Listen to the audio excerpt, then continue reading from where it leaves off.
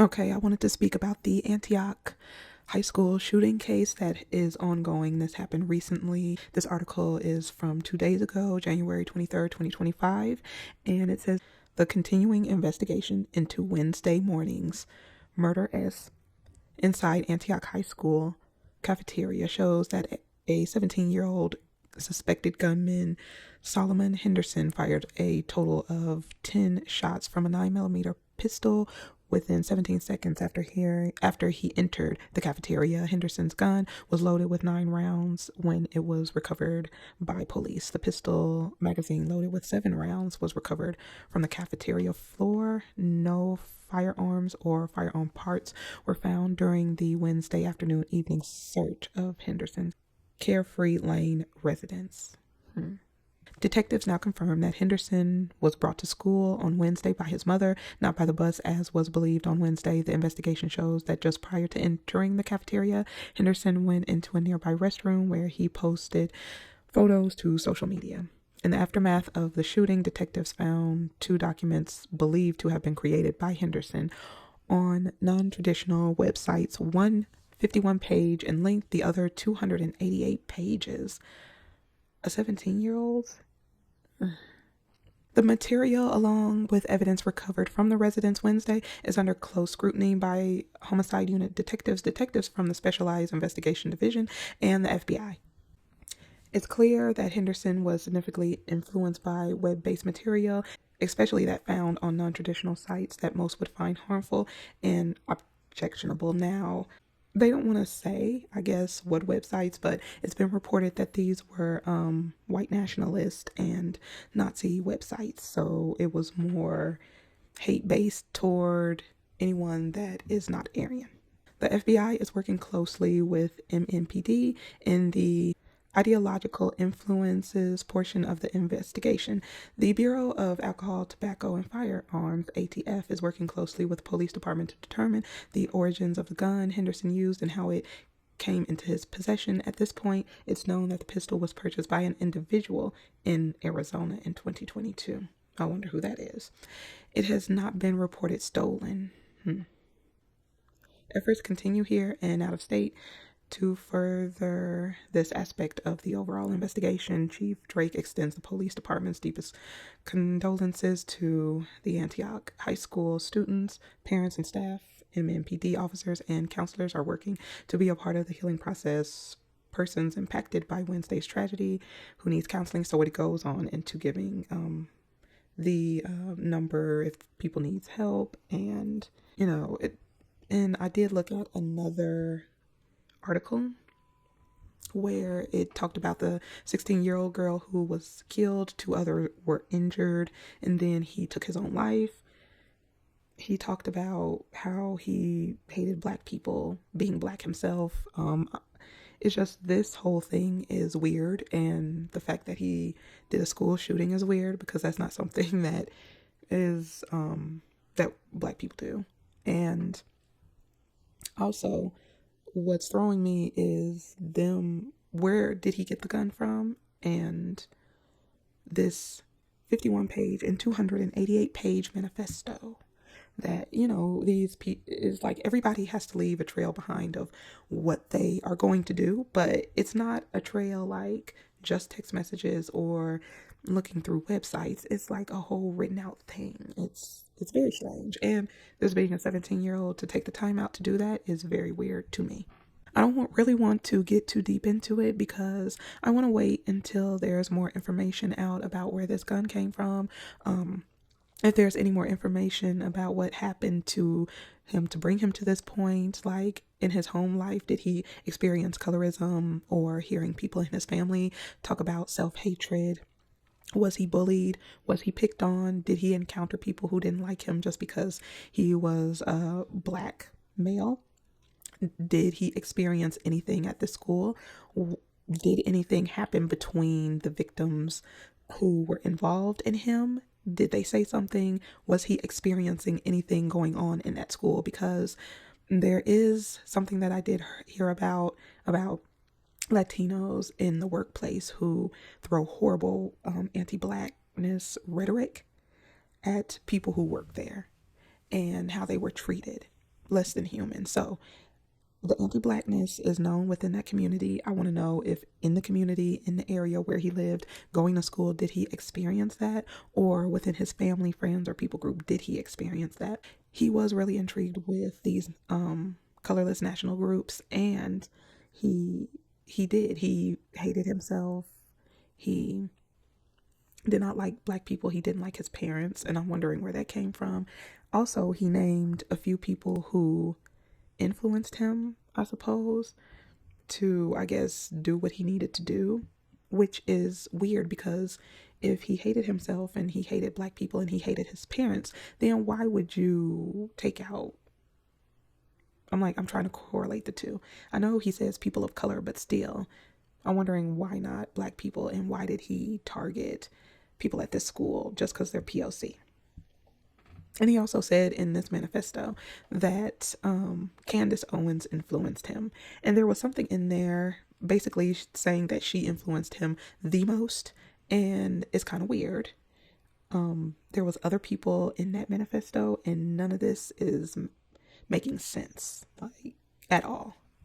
I wonder if he had a mental issue, because that can contribute to what's happened here. Not only having some mental issues, but living in this society can cause you to have mental issue, especially if you're black, and people are always trying to gaslight you and lie to you and to tell you that America is not a racist country and that you don't go through these micro and mostly macro aggressions from people.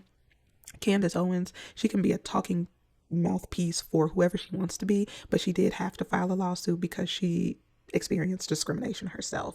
So when you're growing up as a child into adulthood and you have to keep dealing with this from multiple people in this nation, this is what you get. And everybody is silent on this because of his self-hatred, the hatred of black people, of people who look in there. It's almost like they're in shock and what's going on, and they're trying to figure it out, as if they don't understand that black people live in a nation where it's nothing but negativity about us 24/7. Even when there's something positive, I see it myself. I could be scrolling, I could be reading about, let's say, an HBCU band, and they're out there, doing their performance and everything, and you have anti-blackness all in the comment section for no reason. You can have like a singer or an influencer or just somebody you like to listen to, and you will see anti-blackness in there. And also, I understand that, there's quite a few people who feel like him who are anti-black, even though they're black, because in my experience, even with social media, a lot of black people, they will support others more than they support their own. And I saw this because there's something that I watch, and I looked at a certain person's video, and there were black people all underneath the video praising them for being inclusive. When I said, that's interesting that you're saying that this person is being inclusive, but if you did a little more searching, which it wouldn't take much, you would be able to support black influencers that is in the same genre as this colorless influencer. But I noticed that the colorless influencer, for being so inclusive, will have so many more views, so much more support. So his mindset is not uncommon. As far as Candice Owens being involved, I don't know about that, because she posted this. It's truly sickening that people would use the death of a young 16-year-old girl to try to quickly score political points rather than to responsibly make sure that what they are sharing is accurate. Regarding the alleged manifesto, it's an obvious troll. How can you tell? Because the deranged individual plagiarized the exact same language from the Christchurch, New Zealand manifesto, combined with other manifestos and writing freely available on the website. In essence, it is a plagiarized document. It would take 4 seconds of adult thinking or journalistic integrity to recognize this is a troll. On your left, language from the alleged Christchurch manifesto from 2019. On your right, language from the alleged leaked manifesto circulating today.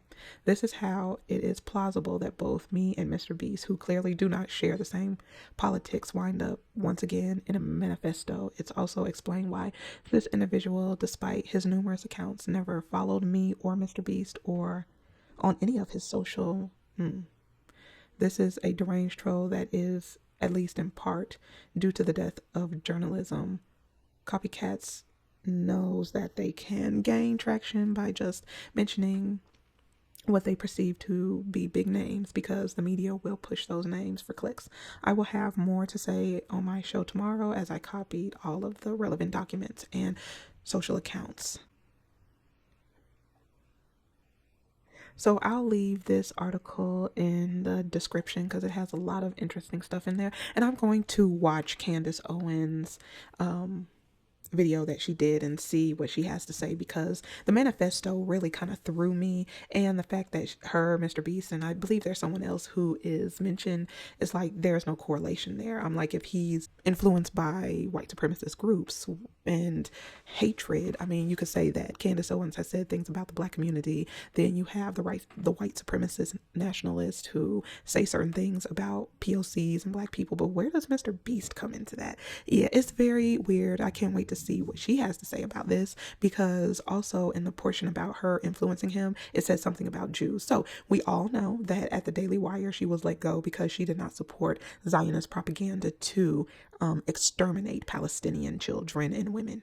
I wouldn't be surprised if this is not a hit job. I wouldn't be surprised. I am not a Candace Owens fan. I disagree with a lot of things that she has to say. I think she's done way too much as in regards to black people. But I'm not going to sit up here and try and twist and bend and make something fit where it doesn't. It's that part was the weird part for me. I can believe that this young man was suffering mental illness and that the pressures of this society place on black people, it was getting to him. I wouldn't be surprised what he faced in his life, because I have a few stories myself, and not everybody handles it the same, and it can be very, very, very, very devastating. It can cause PTSD to have to continue to deal with this, especially if you're just a normal person or even a kind person and you're going about your day and then these demons just lay into you for no reason. It could throw you off. It could scare you. Some people grow thick skin. Some people will throw down with these people, but they like to target, maybe soft-hearted people or people that they think that they can push around. And I have consistently said this country has not changed for the better. And the current president, Elon Musk, the vice president, Donald Trump, and the vice president assistant, JD Vance, they are showing, what this nation has always been. And I know this is probably going to be, very heavy for a lot of people, especially young people, to be dealing with, because on top of everything else that life has to throw at you, you have to deal with these racists and bigots. That doesn't make it better. But I'll go ahead and leave it right here. Let me know what you think, and I will see you in the next one.